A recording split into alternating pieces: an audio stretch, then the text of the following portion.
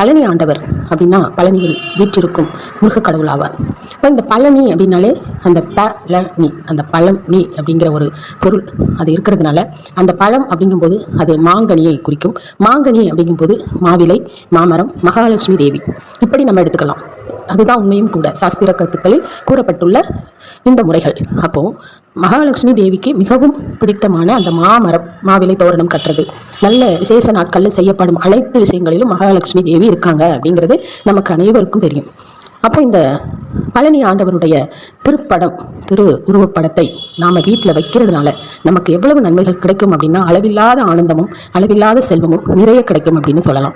உங்கள் வீட்டில் ஒவ்வொருவருடைய இல்லத்திலும் பழனி ஆண்டவருடைய திருவுருவப்படம் இல்லாமல் இருக்கக்கூடாது. அவர் தனியாக நிற்கின்றாரே அப்படின்னு நீங்கள் நினைக்கலாம். ஆனால் அவருக்குள்ளேயும் பலவிதமான பொருள் அருட்செல்வத்தை கொண்டு அவர் வீற்றிருக்கின்றார். அதனால நீங்கள் அந்த திருவுருவப்படம் ஒவ்வொருவருடைய இல்லத்திலும் இருக்கணும்